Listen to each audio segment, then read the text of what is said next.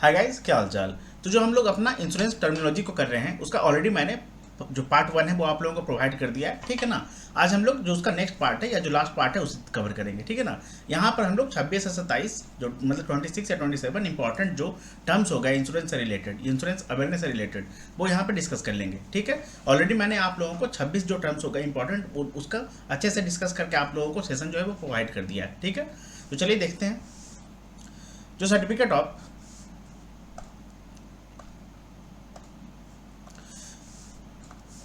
Certificate of insurance है वो क्या होता है। सर्टिफिकेट ऑफ इंश्योरेंस ये इशू किया जाता है मोटर पॉलिसीज के लिए, ताकि एक एविडेंस प्रोवाइड किया जा सके मोटर व्हीकल्स एक्ट के तहत। जब भी जो मोटर व्हीकल्स एक्ट है ना उसके अकॉर्डिंग क्या होता है ना कि आप लोगों को जब भी इंश्योरेंस वगैरह करवाते हैं मोटर का, मोटर बोलने का मतलब auto insurance, motor insurance, vehicle insurance, है ना। तो आप लोगों को जो सर्टिफिकेट ऑफ इंश्योरेंस है बोलने का मतलब जो आप लोगों का पेपर है, इंश्योरेंस का जो पेपर हो गया है ना, इंश्योरेंस का प्रूफ होता है ना कि हाँ इंश्योरेंस करवाए हैं, तो उसमें क्या क्या है मेंशन वगैरह, ठीक है ना। किस डेट को इशू हुआ था, इंश्योरेंस का जो एंडिंग डेट है वो क्या है, ठीक है। तो वही जो पेपर है या उसे ही कहा जाता है सर्टिफिकेट ऑफ इंश्योरेंस, ठीक है। या इंश्योरेंस का जो मेन पेपर हो गया वही है, ठीक है ना। तो उसे ही आप लोगों को अपने पास एक एविडेंस के तौर पे मतलब रखना चाहिए, ठीक है। मोटर पॉलिसीज के लिए स्पेशली ये इशू किया जाता है, मोटर पॉलिसी के लिए। अच्छा, act has been complied with motor vehicles act के तहत ऐसा है कि आप लोगों को एविडेंस के प्रूफ, एविडेंस के तौर पे, सबूत के तौर पे, प्रूफ के तौर पे हमेशा जो है सर्टिफिकेट ऑफ इंश्योरेंस, अगर आपने व्हीकल का करवा रखा है इंश्योरेंस तो वो आपको रखना चाहिए अपने पास। The certificate of insurance must be kept in the vehicle and produced when required by authorities। जब भी ट्रैफिक पुलिस वगैरह के द्वारा अगर मान लेते हैं या कोई भी अगर रिक्वायर्ड अथॉरिटी हो गया उसके द्वारा अगर डिमांड किया जाएगा कि हाँ भाई दिखाओ, तो दिखाना होगा। को पेमेंट क्या होता है? को पेमेंट और को पे या को पेमेंट सेम है, ठीक है ना। ये एक टर्म है जो यूज होता है हेल्थ इंश्योरेंस में, ठीक है। ये सिग्निफाई करता है एक सर्टेन अमाउंट को जो कि पे किया जाएगा इंश्योर्ड के द्वारा मेडिकल सर्विस के लिए। जो भी अगर मेडिकल सर्विस वगैरह लिया जाएगा ना तो उसमें क्या होगा कि कुछ एक सर्टेन अमाउंट जो होगा ना वो एक इंश्योर्ड जो है, जो पॉलिसी होल्डर है वो पे करेगा, ठीक है। इसे ही को पेमेंट कहा जाता है। को पेमेंट, साथ में पेमेंट करना, साझेदारी। It is like an excess in any property insurance. ये एक तरीके का है ना, एक्सेस में काउंट होगा, ठीक है ना। देखिए, assignment, an assignment is the transfer of rights and liabilities of the policy holder to someone else। assignment क्या होता है?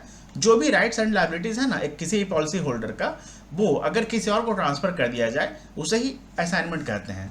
The policy holder who transfers the rights and liabilities is known as the असाइनर।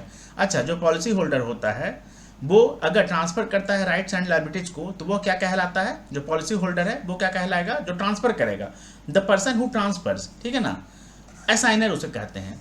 और जो receive करेगा मतलब कि जिसे transfer किया जाएगा, ए है, ए ने बी को अपना जो पॉलिसी है या अपना जो भी राइट्स एंड लाइबिलिटीज है वो ट्रांसफर कर दिया, बी को ट्रांसफर कर दिया ए ने, ठीक है। उस कंडीशन में ए जो है ये हो जाएगा आपका असाइनर,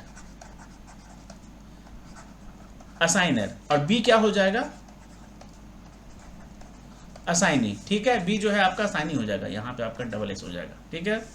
यही है कि ए उसका पॉलिसी होल्डर था, ए जो है पॉलिसी होल्डर था, उसने क्या किया, अपना जो भी राइट्स एंड लाइबिलिटीज वगैरह है वो किसे ट्रांसफर कर दिया? बी को। ए हो जाएगा असाइनर, बी हो जाएगा assignee.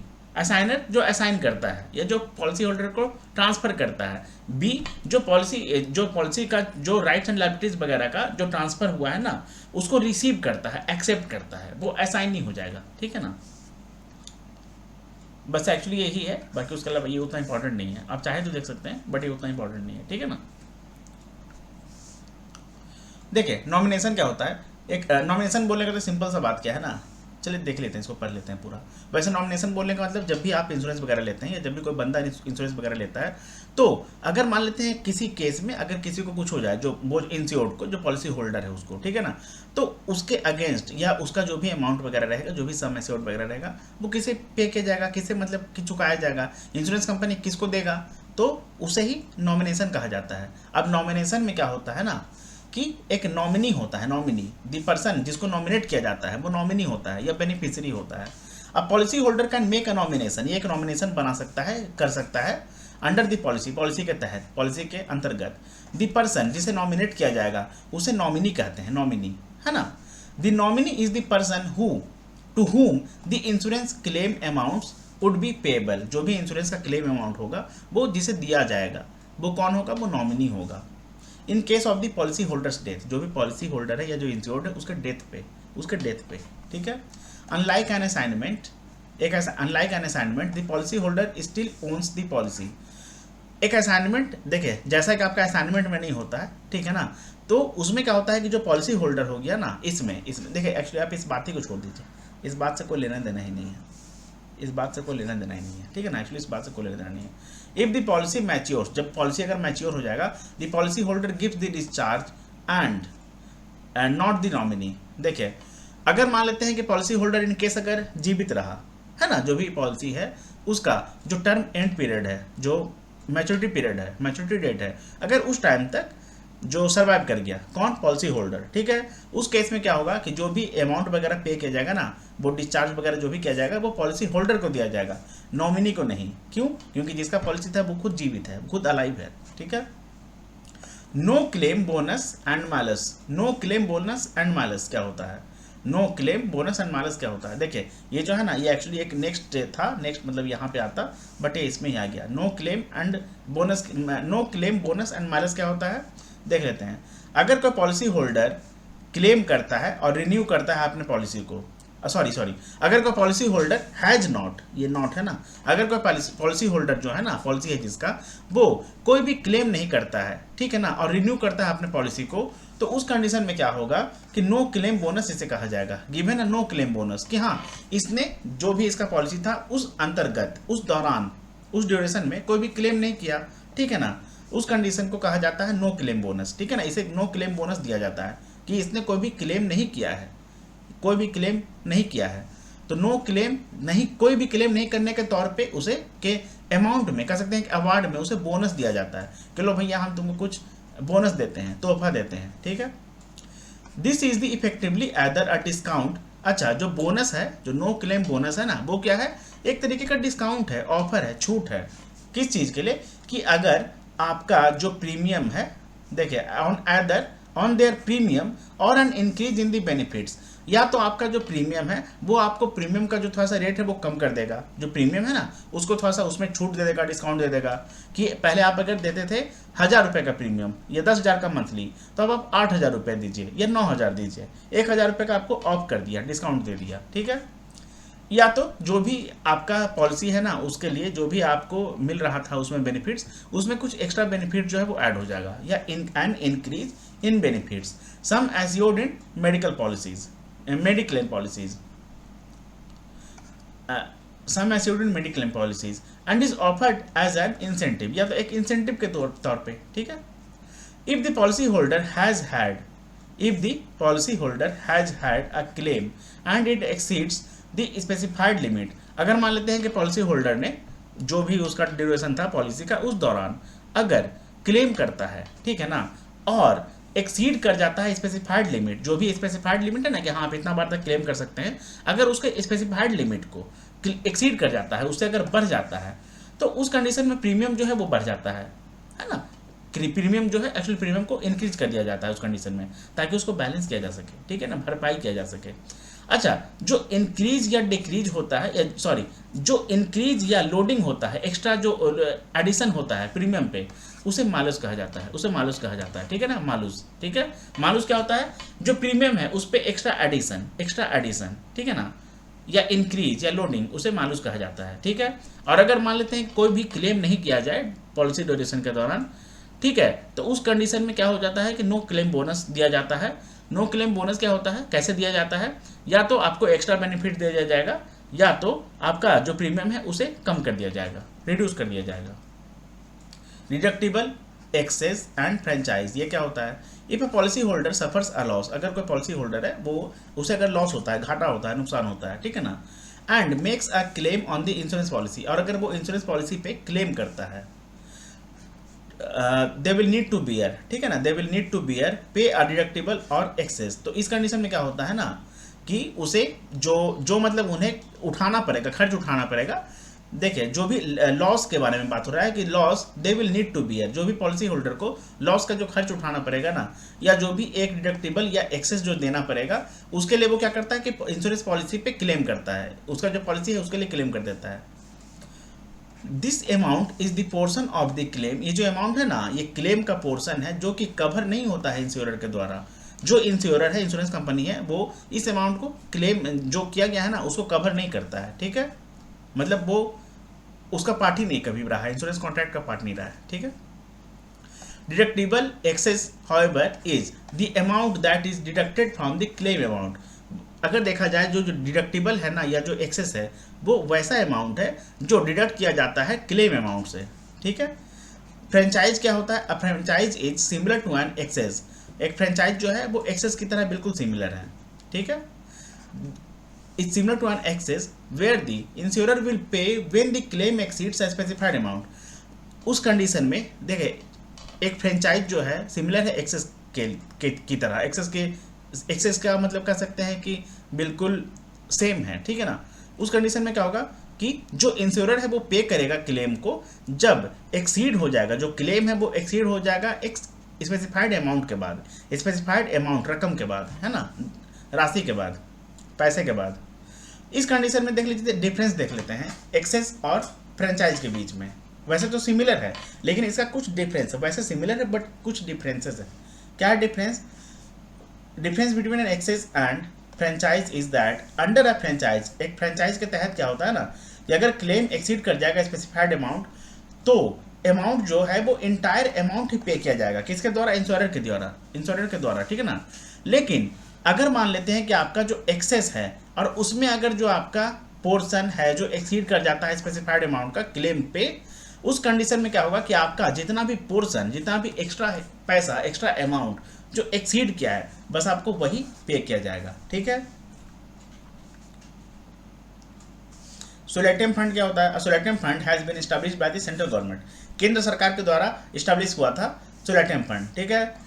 The central and state governments and the general insurance contribute to the fund and is used to pay claims for third parties involved in accidents। देखिए जो भी मोटर व्हीकल वगैरह से जो एक्सीडेंट वगैरह होता है ना, मान लेते हैं कोई रोड पे जा रहा है, उसको किसी कार ने धक्का मार दिया, ठोक दिया, उसके बाद वो कार भाग गया, है ना, फुर हो गया, 9-2-11 हो गया। उस कंडीशन में जो जिसको धक्का लगा है उस कार से, ठीक है ना, उसको उसका जो मेडिकल कह सकते हैं कि ट्रीटमेंट वगैरह कौन कराएगा, मेडिकल जो उसका एक्सपेंसेस है वो कौन बियर करेगा। उस कंडीशन में एक सोलेटियम फंड बनाया जाता है जिसमें आपका कौन कौन कंट्रीब्यूट करता है, तो उस जो सोलेटियम फंड है ना उसमें कौन कौन कंट्रीब्यूट करते हैं, तो जो सेंट्रल गवर्नमेंट हो गया और जो स्टेट गवर्नमेंट हो गया और जो जनरल इंश्योरेंस है ना वो कंट्रीब्यूट करते हैं, ताकि जो थर्ड पार्टी है जिसका एक्सीडेंट हुआ है और जिसको किसी कार वाले ने या किसी ने भी मतलब एक्सीडेंट करके वो जो भाग गया, ठीक है ना, रन कर गया है, रफू चक्कर हो गया है एक्सीडेंट में, मतलब रोड एक्सीडेंट्स में, ठीक है। जनरली ये क्या होता है ना, जो हिट एंड रन केस है उसमें ये कॉमन है। These accidents are commonly referred to as hit and run case, ठीक है। The common fund is manage by one of the insurers. अच्छा, ये जो टोटल जो सोलेटियम फंड है ना इसमें क्या होता है ना कि एक fund is manage by one of the insurance, तो जो भी इसमें जनरल इंश्योरेंस होगा ना, जनरल इंश्योरेंस जो इसमें कंट्रीब्यूट करेंगे उसमें से ही कोई भी एक जो इंश्योरर है वो आके मतलब इसको कह सकते हैं कि मैनेज करेगा, ठीक है। जो भी सोलेटियम फंड हो गया, द कॉमन फंड या सोलेटियम फंड।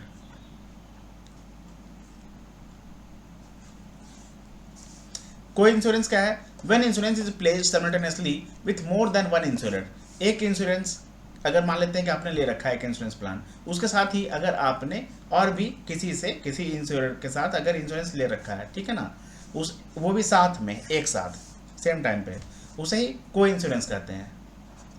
इट इज़ कॉल्ड को इंश्योरेंस, ठीक है ना। अच्छा, ये क्या होता है, जो लार्ज बिजनेसेस वगैरह होते हैं ना उनके लिए इंपॉर्टेंट हो जाता है, बिकॉज उनका जो कह सकते हैं कि रिस्क भी काफ़ी ज़्यादा हाई रहता है ना। अच्छा, ये insurance is divided with a lead insurer who negotiate. अच्छा, इसमें एक जो लीड इंश्योरर हो जाता है जो नेगोशिएट करता है टर्म्स ऑफ द पॉलिसी को और पास करता है रिस्पेक्टिव शेयर्स को प्रीमियम का टू अदर इंश्योरर जो होगा ना जिसके साथ भी पॉलिसी उसने ले रखा है, ठीक है ना, उसे रिस्पेक्टिव जो शेयर हो गया प्रीमियम का वो पास करता है, ठीक है। Claims are settled between the insurers and on the proportion of the business they have. Claim जो है सेटल होता है इंश्योरर के बीच में और प्रोपोर्शन ऑफ बिजनेस जो रहता है उनके बीच में, ठीक है। री इंश्योरेंस क्या होता है? The transfer of risk from one insurance company to another is called reinsurance. एक इंश्योरेंस कंपनी से अगर रिस्क को ट्रांसफर कर दिया जाए दूसरे इंश्योरेंस कंपनी में, उसे ही री इंश्योरेंस कहते हैं। However insurance do not transfer all the risk. जो भी इंश्योरेंस होते हैं ना, वो कभी भी पूरी तरह से रिस्क को ट्रांसफर नहीं करते हैं। Insurance retain risk up to a certain limit. कुछ हद तक इनका जो मतलब कि एक सर्टेन लिमिट को क्या बोलेंगे? Retention limit. रिटेंशन लिमिट तक जो रिस्क है वो रिटेन करते हैं, वो अपने पास ही रखते हैं। कौन? इंश्योरर, ठीक है ना। And transfer the rest of the, और बाकी का बचा हुआ रिटेंशन लिमिट के अलावा जो भी रेस्ट रिस्क हो गया वो ट्रांसफर कर दिया जाता है किसे? अनदर इंश्योरेंस कंपनी को, नोन एज द री इंश्योरर। जो अदर इंश्योरेंस कंपनी है ना, जो रिस्क को ले लेता है, एक्सेप्ट करता है, जो ट्रांसफर्ड जो रिस्क है उसको एक्सेप्ट करता है, उसे री इंश्योरर कहा जाता है, ठीक है। The transfers of risk are called reinsurance. तो यही जो ट्रांसफर ऑफ रिस्क है ना, इसे री इंश्योरेंस कहा जाता है।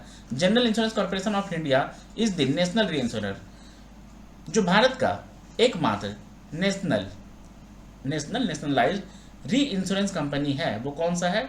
General insurance corporation of India, जिसे हम लोग GICRE मतलब री इंश्योरर के नाम से जानते हैं।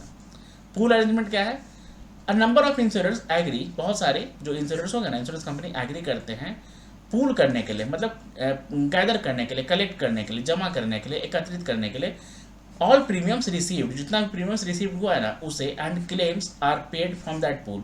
जो भी मतलब प्रीमियम्स वगैरह जितना भी रिसीव हुआ है उससे क्या होता है कि जो भी क्लेम्स वगैरह है वो पे किया जाता है फ्रॉम दैट पूल। बोले मतलब जो भी वो अमाउंट वगैरह जहाँ भी कलेक्ट किया गया है, जमा किया गया है। Expenses and profits are shared as per agreed interest on the pool members. अब जो भी इंश्योरेंस कंपनी जो इस पूल मेंबर मतलब पूल का हिस्सा है, पूल मेंबर्स एक्चुअली वो कहलाएंगे, उनके अकॉर्डिंग ही उनका जो इंटरेस्ट वगैरह है ना उसके अकॉर्डिंग ही एग्रीड इंटरेस्ट बोलने का मतलब जो जिसमें वो सहमति दिखाएंगे उसके अकॉर्डिंग जो प्रॉफिट और जो शेयर है वो डिस्ट्रीब्यूट किया जाता है, ठीक है। या जो खर्च है, एक्सपेंस है, वो भी शेयर किया जाता है ना। सीडिंग क्या है? The term use when the primary insurer passes risk on to a reinsurer. देखिए, जब भी कोई प्राइमरी इंश्योरर जिसके साथ सबसे पहले इंश्योरेंस करवाया गया था वो अगर रिस्क को ट्रांसफर कर दे एक री इंश्योरर को, उस टर्म को सीडिंग बोलते हैं, सीडिंग। द री इंश्योरर एक्सेप्ट द बिजनेस। जो री इंश्योरर है ना वो बिजनेस को एक्सेप्ट कर लेता है। The primary insurer here is called the ceding company. अच्छा, जो सबसे पहला जो कंपनी होता है जिसके साथ इंश्योरेंस रहता है, जो सबसे पहला जो प्राइमरी री इंश्योरर रहता है, जो मुख्य री इंश्योरर रहता है, ठीक है ना, उसे सीडिंग कंपनी कहा जाता है, ठीक है ना। And the company that takes the risk is called a reinsurer. और जो कंपनी उस रिस्क को ले लेता है उसे री इंश्योरर कहा जाता है, ठीक है। और इस पूरे टर्म को क्या कहा जाता है कि जो प्राइमरी इंश्योरर है उसने अगर रिस्क को ट्रांसफर कर दिया, रिस्क को अगर ट्रांसफर कर दिया, ठीक है, किसे कर दिया? तो एक री इंश्योरर कंपनी को कर दिया, ठीक है ना, री इंश्योरर को कर दिया। उस कंडीशन को, उस टाइम को कहा जाता है सीडिंग, ठीक है। और जो प्राइमरी इंश्योरर रहता है उसे सीडिंग कंपनी कहा जाता है। और जिस कंपनी को ट्रांसफर किया जाता है रिस्क उसे री इंश्योरर कहा जाता है। रेट्रोसेशन क्या होता है? री इंश्योरर री इंश्योर्स विथ अनदर री इंश्योरर। जब भी एक री इंश्योरर जिसको मतलब री इंश्योर, जैसे कि मान लेते हैं कि प्राइमरी इंश्योरर ने री इंश्योर कर दिया, मतलब उसको मतलब दे दिया, ठीक है, किसी दूसरे इंश्योरेंस कंपनी को। अब वो भी अगर किसी दूसरे या किसी तीसरे इंश्योरेंस कंपनी को दे देता है ना, उस टाइम पे उसे क्या कहा जाता है? सच अ प्रोसेस। इस प्रोसेस को क्या कहा जाता है? रेट्रोसेशन, है ना, रेट्रोसेशन। ट्रीटीज क्या होता है? Agreements between the ceding company, जो सीडिंग कंपनी है, जो प्राइमरी इंश्योरर है उसके बीच में, और जो री इंश्योरर है उसके बीच में जो भी टर्म्स एंड कंडीशंस वगैरह होते हैं ना रिस्क को लेकर, जो रिस्क को लेकर, ठीक है ना, on which risk shall be insured. तो जो भी मतलब टर्म्स एंड कंडीशंस होता है सीडिंग कंपनी के बीच में और री इंश्योरर के बीच में, है ना, तो वही क्या कहलाते हैं? वो ट्रीटीज कहलाते हैं, ट्रीटीज, ठीक है ना, उसे ट्रीटीज कहते हैं। मतलब कि एक तरीके का contract, terms and conditions, validation. Facultative क्या होता है? फैकल्टेटिव री इंश्योरेंस क्या होता है? This is when the reinsurer has the right to decide whether they should accept the risk और नॉट। देखिए, मान लेते हैं कि अगर कोई प्राइमरी इंश्योरर जो है वो अगर ट्रांसफर करना चाहता है रिस्क को, ठीक है ना, किसी री इंश्योरर को। अब अगर मान लेते हैं कि जो री इंश्योरर है अगर उसके ऊपर ये डिसाइड करता है कि वो जो रिस्क जिसे ट्रांसफर किया जा रहा है किसके द्वारा, सीडिंग कंपनी के द्वारा, बोले मतलब प्राइमरी इंश्योरर के द्वारा, तो उस रिस्क को वो एक्सेप्ट करेगा या रिजेक्ट कर देगा। ठीक है, इसी को फैकल्टेटिव री इंश्योरेंस कहते हैं, फैकल्टेटिव री इंश्योरेंस। अच्छा, in other words the reinsurer negotiates with each risk, हर एक रिस्क के लिए है ना वो नेगोशिएट करता है। कौन? री इंश्योरर। क्या इसको हम लेंगे, इसको नहीं लेंगे, इसको लेंगे, इसको नहीं लेंगे, ये इसको क्यों ले, समझे? सिंपल सा बात क्या है, लेना या नहीं लेना, जो इस बारे में सोचेगा इस प्रोसेस को ही क्या बोलते हैं, फैकल्टेटिव री इंश्योरेंस। कौन सोचेगा? री इंश्योरर। ठीक है ना, किस चीज को लेने के लिए? रिस्क को लेने के लिए। सरप्लस री इंश्योरेंस क्या होता है? एग्रीमेंट रिक्वायर्स री insurance beyond the retention limit of the primary insurer. देखिए, जो भी रिटेंशन लिमिट होता है ना, जो भी रिटेंशन लिमिट होता है उसके अलावा भी जो रिस्क को ट्रांसफर कर दिया जाता है, एक्सेस को, सरप्लस को, एक्सेस को मतलब जो एक्स्ट्रा रहा, ठीक है ना, उसके लिए जो एग्रीमेंट होता है उसे ही कहा जाता है सरप्लस री इंश्योरेंस। एग्रीमेंट रिक्वायर्स री insurance beyond the retention limit of the primary insurer. अगर जो रिटेंशन लिमिट है प्राइमरी इंश्योरर का उससे ज़्यादा अगर रिस्क को ट्रांसफर कर दिया जाता है री इंश्योरर को, उस कंडीशन में उसके लिए जो एग्रीमेंट होता है ना, एग्रीमेंट होता है उसे ही सरप्लस री इंश्योरेंस कहते हैं। ठीक है। कोटा शेयर क्या होता है? एक प्रोपोर्शन होता है all business to be reinsured का, a proportion of all businesses to be reinsured. Quota share बोलने का मतलब जितना भी बिजनेस है जो री इंश्योर्ड है, ठीक है ना, उसका एक प्रोपोर्शन। एक्सेस ऑफ लॉस क्या होता है? An arrangement where in the reinsured steps in only if there is a loss that exceeds the specified limit. देखिए, एक ऐसा अरेंजमेंट होता है जब री इंश्योरर तभी इंटर करता है, स्टेप करता है जब वहां पर एक लॉस होता है, ठीक है ना, वहां पर एक लॉस होता है जो कि एक्सीड कर जाता है जो स्पेसिफाइड लिमिट था उसे। ठीक है। इंश्योरेंस कंपनीज में have several excess of loss treaties, ठीक है ना, ट्रीटीज बोलने का मतलब ये एग्रीमेंट होता है between the ceding company and the reinsurer. Insurance companies में have several excess of loss treaties with second and third reinsurers. जो भी उसका सेकंड एंड थर्ड तीसरा री इंश्योरर है ना, उसके बीच में जो इंश्योरेंस कंपनी है उसका काफी सेवरल एक्सेस ऑफ लॉस का ट्रीटीज होता है, बोलने का मतलब टर्म्स एंड कंडीशंस होता है दैट कम इनटू इफेक्ट, जो कि मतलब देखने को मिलता है, ठीक है ना, दैट कम इनटू इफेक्ट बोलने का अच्छा कब से लागू हो जाता है? When the loss is in excess of the limit for the primary insurer.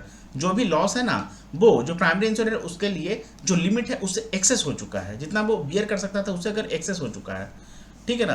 And the first री इंश्योरर, और जो पहला री इंश्योरर है उससे उसके पास भी जो रिस्क ट्रांसफर हुआ था उसका भी जो एक स्पेसिफाइड लिमिट है या जो बियरिंग लिमिट है उससे अगर एक्सीड हो चुका है, एक्सेस हो चुका है, ठीक है। These are called first, second etcetera excess of loss. इसे क्या कहा जाता है? First, second etcetera excess of loss. ठीक है।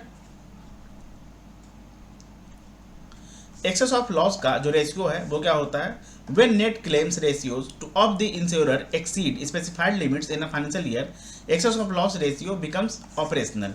देखिए, जब भी जो नेट क्लेम रेशियो है ना इंश्योरर का, अगर जो स्पेसिफाइड लिमिट है उससे एक्सीड कर जाता है, उससे बढ़ जाता है, उससे इंक्रीज कर जाता है ना, एक फाइनेंशियल ईयर में, ठीक है ना, उसे क्या कहा जाता है? एक्सेस ऑफ लॉस का जो रेशियो है वो ऑपरेशनल हो जाता है, बोलने का मतलब वो कह सकते हैं कि एक्टिव हो जाता है। एक्स ग्रेटिया पेमेंट क्या होता है? समटाइम्स इंश्योरर्स पे a claim even if the claim is not payable under the terms of the policy. देखिए, कभी कभी जब जो इंश्योरर होता है, इंश्योरेंस कंपनी होता है, अगर क्लेम का पेमेंट कर देता है जबकि वो जो क्लेम है, जो क्लेम किया गया है वो पेएबल नहीं होता है टर्म्स ऑफ द पॉलिसी के अकॉर्डिंग, मतलब कि जो भी पॉलिसी का जो टर्म्स है उसके अकॉर्डिंग वो पेएबल नहीं है, फिर भी जब इंश्योरर जो है या इंश्योरेंस कंपनी जो है अगर उसके लिए क्लेम के लिए पे कर देता है, पेमेंट कर देता है, तो इसी पेमेंट को क्या कहा जाता है? एक्स ग्रेटिया पेमेंट, ठीक है, या I think ex gratia payment ही है। This is usually done if the conditions of insurance have been substantially met even though there has been a minor irregularity. देखिए, ये एक्चुअली उतना इंपॉर्टेंट नहीं है, इतना इंपॉर्टेंट है कि एक्स ग्रेटिया पेमेंट क्या होता है? अगर मान लेते हैं किसी चीज़ के लिए क्लेम किया जाए और उसके लिए अगर वो पेमेंट कर दे, जबकि वो जो क्लेम है जो इंश्योरर पेमेंट कर दे, इंश्योरेंस कंपनी अगर पेमेंट कर दे, ठीक है, उसके बिहाफ में, उसके इंस्टेड या उसके अगेंस्ट, तो उस जबकि वो जो क्लेम किया गया है वो जो टर्म्स ऑफ द पॉलिसी था, पॉलिसी का जो नियम कानून है, जो टर्म्स था उसके अनुसार वो लागू नहीं होता है, एक्सेप्ट नहीं होता है, बट फिर भी वो अगर पे कर दे तो उसे क्या कहा जाता है? Ex gratia payment. Premium reserve क्या होता है? When an insurer receives premium, जब भी किसी इंश्योरेंस कंपनी को प्रीमियम रिसीव होता है, ठीक है ना, एक सर्टेन अमाउंट जो है वो असाइड, बोले मतलब साइड में रख लिया जाता है मेंटेन करने के लिए, रिजर्व में रख लिया जाता है, ताकि अगर किसी भी तरीके का जो लाइबिलिटीज वगैरह होगा ना, उसको हम लोग मैनेज कर सकें, डील कर सकें उसके साथ। This is called premium reserve, है ना। रिजर्व अमाउंट कैसे होता है, वही है। The premium received each year is mean to pay claims during the term of the policy. जितना भी प्रीमियम हर एक साल रिसीव किया जाता है ना इंश्योरेंस कंपनी के द्वारा, वो क्यों किया जाता है? ताकि उसके लिए वो जो जब भी क्लेम किया जाएगा ना पॉलिसी के बिहाफ में, जो टर्म्स ऑफ पॉलिसी है उसके अकॉर्डिंग, तो उसके लिए पेमेंट किया जा सके, ठीक है। अब मान लेते हैं कि to make sure the funds are available, जब भी हम लोगों को क्लेम किया जाएगा उस टाइम पे हमारे पास फंड का अवेलेबिलिटी के लिए, है ना, हम लोगों को एक क्लेम का जो पार्ट है, हम क्लेम्स के लिए, मतलब एबिलिटी ऑफ द क्लेम्स के लिए, मतलब अगर मान लेते हैं क्योंकि क्लेम किया, अब उसका अगर मेरे पास प्रीमियम वगैरह वो जमा कर रहा था, तो हमको उसका क्लेम के लिए तो पेमेंट देना पड़ेगा।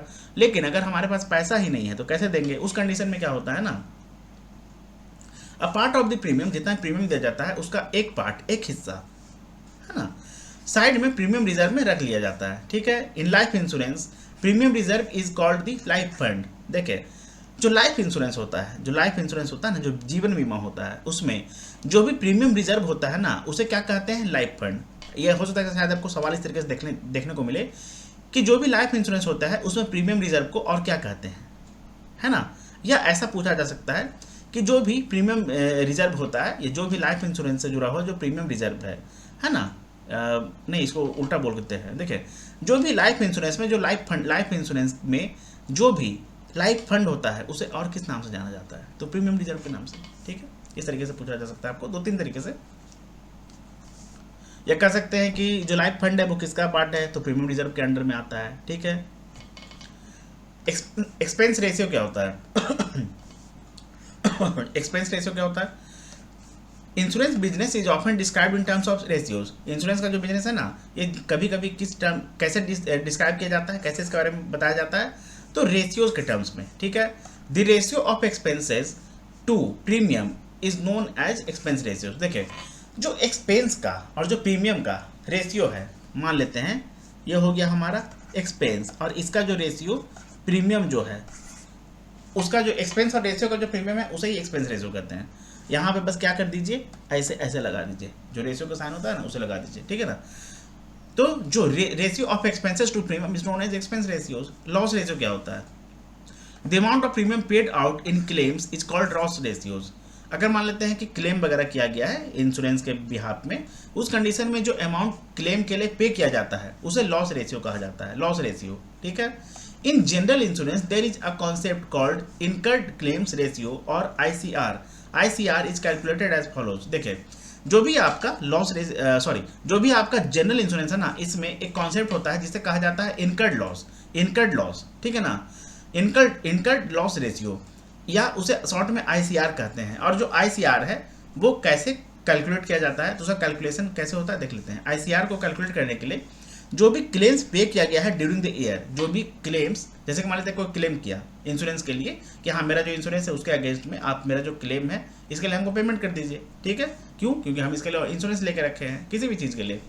तो जो भी क्लेम्स ड्यूरिंग द ईयर पे किया जाएगा, प्लस जो भी आउटस्टैंडिंग क्लेम्स रहेगा एंड ऑफ द ईयर तक, जो भी साल के अंत तक जो आउटस्टैंडिंग क्लेम्स रहेगा, आउटस्टैंडिंग क्लेम्स है ना, आउटस्टैंडिंग क्लेम्स रहेगा तक, प्लस जो आउटस्टैंडिंग क्लेम्स जो रहेगा बिगिनिंग ऑफ द ईयर, जो मतलब साल के बिगिनिंग में ही जो आउटस्टैंडिंग क्लेम्स था, इन सब तीनों का जो सम है, जो एडिशन है, इसे ही कहा जाता है, इसे ही कहा जाता है आपका प्रीमियम इनकम, ठीक है। अच्छा बाई प्रीमियम इनकम, जितना प्रीमियम आपका जो था ना, प्रीमियम इनकम जो था ना, मतलब जो आप प्रीमियम दे रहे थे, ठीक है ना, वो नीचे चला जाएगा, मतलब उसके आउट ऑफ दैट काउंट होगा ना, कि मतलब टोटल आपका कितना था, तो टोटल आपका मान लेते हैं प्रीमियम इनकम था, ठीक है ना। अब उसमें से आपका कितना चला गया, तो आपका आउटस्टैंडिंग स्टार्टिंग वाला चला गया, प्लस आउटस्टैंडिंग जो है आपका वो चला गया आपका कौन सा, एंड वाला, प्लस आपका जो क्लेम्स है, जो क्लेम पेड हुआ है वो चला गया। तो ये तीनों चला गया किससे, आउट ऑफ दैट, ठीक है ना, out of the premium income. Alteration क्या होता है? The policy document in bodies the terms of the contract and these terms continue through out the period of the policy. जो पॉलिसी डॉक्यूमेंट होता है ना, उसमें जितने भी टर्म्स वगैरह या कॉन्ट्रैक्ट वगैरह के लिए जो भी टर्म्स वगैरह गिवन होते हैं, जो कंडीशंस गिवन होते हैं, वो जब तक आपका पॉलिसी का पीरियड है, मैच्योरिटी डेटेड है, तब तक वो कैरी आउट होता है, ठीक है ना, कंटिन्यू रहता है बिल्कुल। No changes can be made unless they are agreed to by both the policy holder and the insurer. अच्छा, चेंजेस सबसे पहले तो चेंजेस नहीं मेड होगा, मतलब उसमें कोई भी परिवर्तन नहीं होगा, चेंज नहीं होगा, मॉडिफिकेशन नहीं होगा। लेकिन किस केस में मॉडिफिकेशन होगा? तो जाहिर सी बात है, जब भी इंश्योरेंस जो इंश्योर्ड है और जो इंश्योर्ड है उसके बीच में एक तरीके का एग्रीमेंट होगा कि हाँ ठीक है, हम दोनों स्वीकार करते हैं कि हाँ हमको चेंज करना है, उस कंडीशन में उसमें चेंजेस होगा। There may be situations where the policy holder requests a change in the terms of the contract if their circumstances change। अगर मान लेते हैं कि जो पॉलिसी होल्डर है ना, उसका अगर मान लेते हैं किसी भी तरीके से उसका जो सर्कमस्टांस है, किसी भी तरीके का अगर उसके लाइफ में प्रॉब्लम आ जाता है, उस कंडीशन में वो अगर चाहता है कि रिक्वेस्ट करता है, जो पॉलिसी होल्डर है ना, वो रिक्वेस्ट करता है इंश्योरेंस से, इंश्योरेंस कंपनी से, कि उसके टर्म में थोड़ा सा बदलाव कर दिया जाए, उसका जो कॉन्ट्रैक्ट है ना, उसके एक टर्म में थोड़ा सा बदलाव कर दिया जाए, ठीक है। अगर मान लेते हैं उसको कुछ प्रॉब्लम हो गया उस कंडीशन में, तो एन एग्जाम्पल, इसका एक एग्जाम्पल ले लेते हैं कि an example of this may be where a policy holder request a reduction in the sum assured as they are finding it difficult to pay the premium for the original sum assured or they may ask to change the mode of the payment. देखिए simple सा बात क्या है ना, कि मान लेते हैं कि जो मेरा सम एश्योर्ड था, अगर हम किसी भी वजह से, अगर हम मेरा जो इनकम है वो कम हो गया, देखिए जब हम इंश्योरेंस लिए थे उस टाइम पे मेरा इनकम अच्छा था, तो हम प्रीमियम अच्छा पे कर पाते, तो जितना का मेरा सम एश्योर्ड था उसके लिए वो इजीली हम पे कर पाते। लेकिन अचानक से क्या हुआ, कुछ समय बाद मेरा जो इनकम है वो कम गया, उस कंडीशन में क्या हो गया कि हाँ हमको प्रॉब्लम हो रहा था कि जितना भी उसका जो टर्म था ना, उसके अकॉर्डिंग हम प्रीमियम को पे कर पाएँ, ठीक है ना, जितना था। अब उस कंडीशन में क्या होगा कि हम जाकर रिक्वेस्ट करेंगे कि देखिए मेरा जो सम एश्योर्ड है उसको कम कर दीजिए। क्यों? क्योंकि मेरे पास जितना प्रीमियम आपका बनता है उस सम एश्योर्ड के अकॉर्डिंग, वो देने के लिए मेरे पास अभी क्षमता नहीं है, मेरा कैपेसिटी नहीं है, या कह सकते हैं कि अभी हैसियत नहीं है, ठीक है। काफ़ी प्रॉब्लम चल रहा है मेरे लाइफ में फाइनेंशियल। इस कंडीशन में क्या होगा कि अगर दोनों एग्री कर जाएंगे तो जो सम एश्योर्ड है उसका वैल्यू कम हो जाएगा, और जो सम एश्योर्ड का जब वैल्यू कम हो जाएगा तो जाहिर सी बात है कि इक्वली उसका किस पे असर पड़ेगा, इम्पैक्ट पड़ेगा, प्रीमियम जो पे करना पड़ेगा उस पर, ठीक है। या तो मान लेते हैं कि हाँ मेरा जो मोड ऑफ पेमेंट था उसमें कुछ परिवर्तन हमको करना है, ठीक है, कैसे हम भुगतान करेंगे प्रीमियम का। देखिए जो टाइप ऑफ अल्टरेशन है ना, वो क्या क्या हो सकते हैं। अल्टरेशंस इन प्लान और टर्म, जो प्लान है या जो टर्म है उसमें, reduction in sum assured, change in mode of payment etcetera, change in mode of payment of premium, alteration of name वगैरह में कुछ अल्टरेशन बोले मतलब चेंजेस, मॉडिफिकेशन, परिवर्तन, चेंज ऑफ नॉमिनी वगैरह का अगर हम चाहते हैं कि स्टार्टिंग में हम अगर किसी का दिए थे तो बाद में हम चाहते हैं कि हम किसी और का दे दें, है ना, removal of an extra premium etcetera, ये सब हो गया। अल्टरेशंस जो कंसिडर्ड होते हैं पॉलिसी में, policies is in force for the full sum assured, जो भी अल्टरेशंस होते हैं ना, वो जितना भी फुल सम एश्योर्ड होता है उसके अकॉर्डिंग ही पॉलिसी में इन्फोर्स होता है, लागू होता है। Normally alterations are not allowed for the first year, जो पहला साल होता है ना उसमें ज़्यादातर क्या होता है नॉर्मली कि जो अल्टरेशन है वो अलाउड नहीं होता है, ठीक है, unless they are done for a correction or a change which does not affect the basic insurance contract. अच्छा, कब अनलेस मतलब कि जब तक उसमें किसी भी तरीके का छोटा सा जो करेक्शन हो गया ना, अगर वो नहीं करना है, करेक्शन में अगर चेंज नहीं करना है, या जो भी उसमें एक छोटा सा अगर चेंज करना रहे जिससे जो बेसिक इंश्योरेंस का कॉन्ट्रैक्ट था ना, जो स्टार्टिंग में मतलब डिसाइड किया गया था, ठीक है, जो बना था, उसमें अगर परिवर्तन ना हो, तो उसमें अगर किसी भी तरीके से अफेक्ट ना हो, तो ठीक है, असर ना हो, तो such as changes in address और चेंजेस इन नॉमिनी, नॉमिनी के नाम में चेंजेस मतलब कि नॉमिनेशन जिसको दिया जाएगा ना, नॉमिनेट जिसको करना है उसका चेंज, या जो एड्रेस वगैरह है उसका चेंज, ठीक है। अच्छा ये तो हम लोग समझ चुके हैं, ये एक्चुअली मैंने आपको बता दिया, ये चाहे तो देख सकते हैं।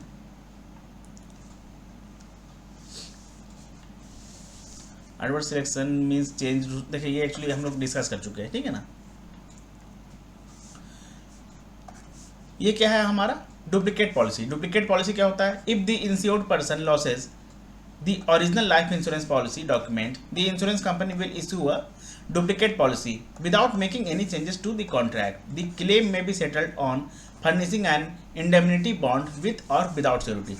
देखिए सिंपल सा बात क्या है, मान लेते हैं कि आपका जो ओरिजिनल लाइफ इंश्योरेंस पॉलिसी का जो डॉक्यूमेंट है, जो पेपर है, वो अगर किसी भी तरीके से खो जाता है, मिसप्लेस हो जाता है या किसी भी तरीके से नष्ट हो जाता है, उस कंडीशन में क्या होगा ना कि आपको जाके जो आपका इंश्योरेंस कंपनी है वहाँ पे जाके आप अगर रिक्वेस्ट करेंगे तो वहाँ पे वो आपको एक और डुप्लीकेट पॉलिसी पेपर बना के दे देंगे, ठीक है, जिसमें क्या होगा कि कोई भी चेंजेस नहीं होगा कॉन्ट्रैक्ट में, बिकॉज वो आपके सेम जो आपने इंश्योरेंस लिया था, इंश्योरेंस पॉलिसी में इनरोलमेंट कराया था, वो बिल्कुल सेम है, बस उसका आपको एक एक्स्ट्रा या कह सकते हैं कि एक एक्स्ट्रा कॉपी आपको दे दिया जा रहा है, डुप्लीकेट पॉलिसी बोलने का मतलब एक्स्ट्रा कॉपी, ठीक है।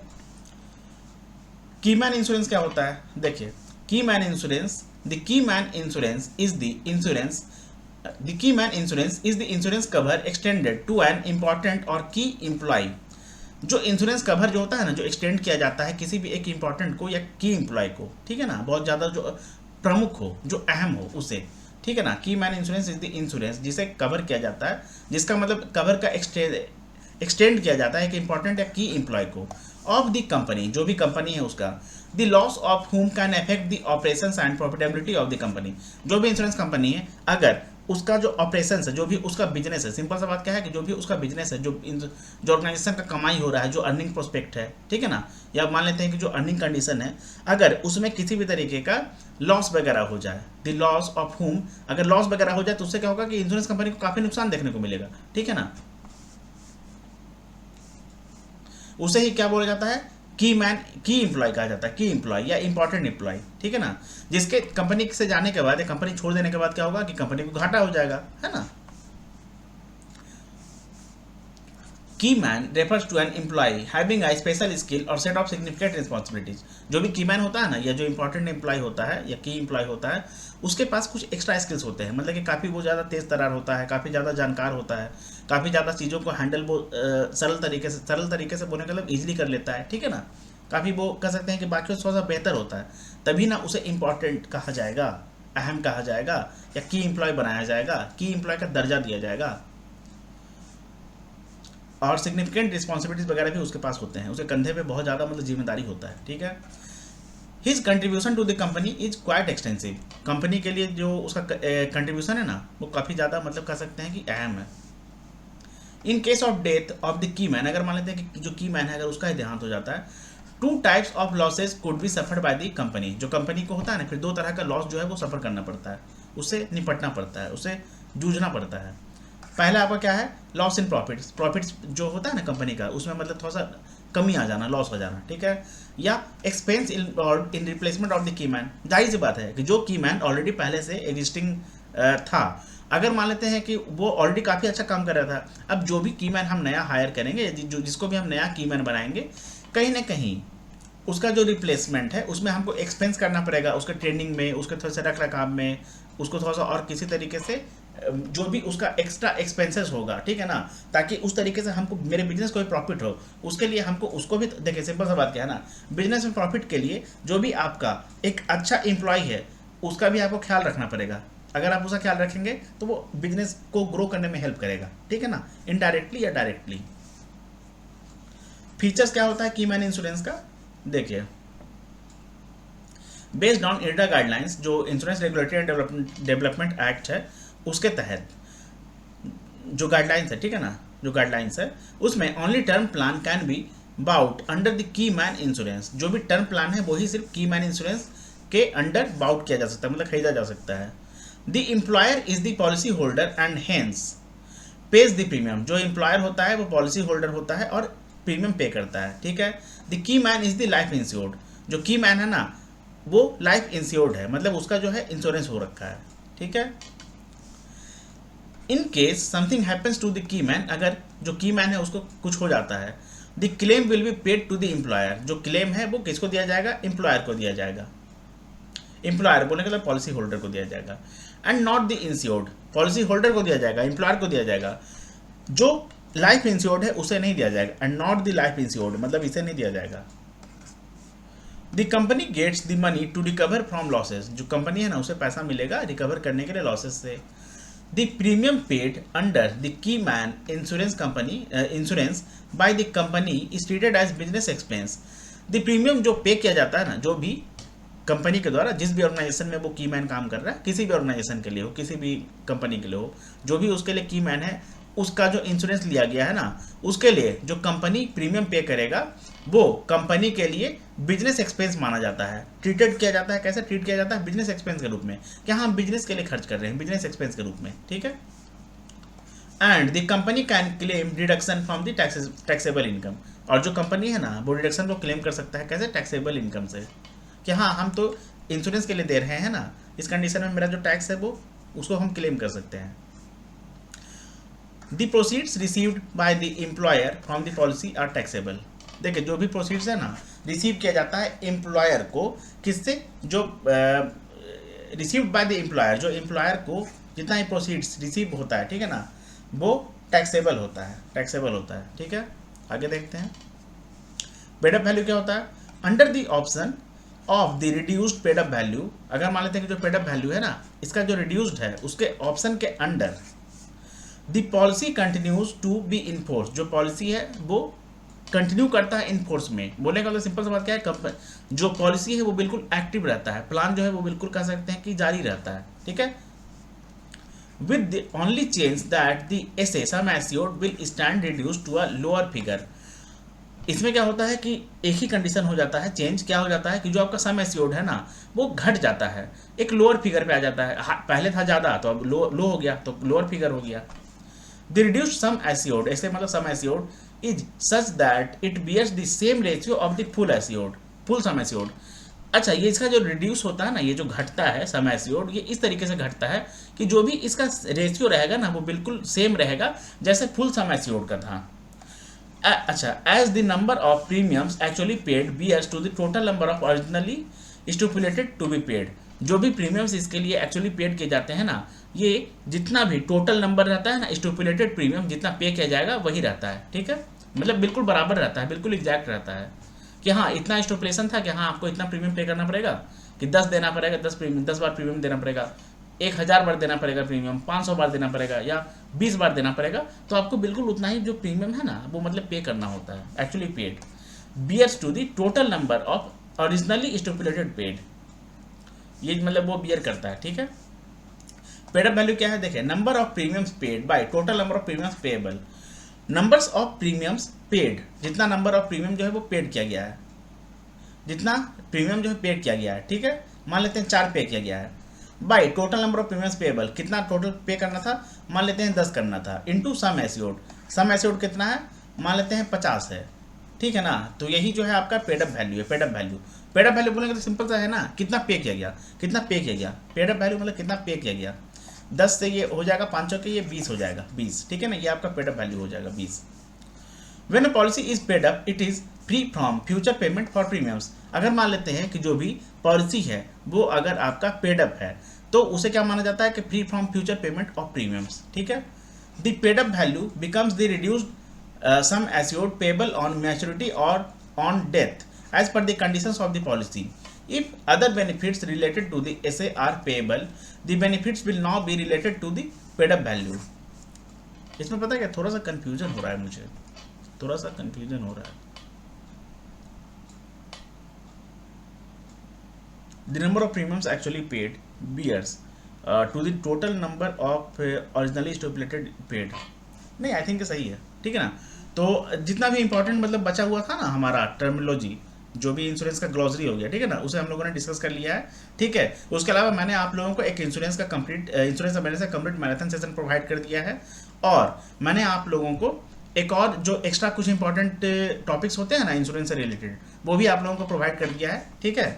और लास्ट 4 मंथ्स का मैंने आप लोगों को 4 मंथ्स बोलने का मतलब जनवरी, फरवरी, मार्च और 16 अप्रैल तक का मैंने आप लोगों को इंश्योरेंस से रिलेटेड जितना भी करंट अफेयर्स है वो आप लोगों को प्रोवाइड कर दिया है। मतलब वो इंश्योरेंस से रिलेटेड सिर्फ नहीं है, insurance and financial current affairs जो है वो मैंने प्रोवाइड कर दिया है, ठीक है। तो नेक्स्ट मेरी तरफ से प्रयास रहेगा कि मैं आपको एक करंट अफेयर्स का एक सेशन करवा दूं जिसमें थोड़ा सा मिसलेनियस टॉपिक भी रहेगा करंट अफेयर्स का, जिससे आप लोगों का एग्जाम में थोड़ा सा हेल्प हो जाए, ठीक है। तो चलिए मिलेंगे हम लोग अगले वीडियो में, तब तक के लिए all the best, thank you.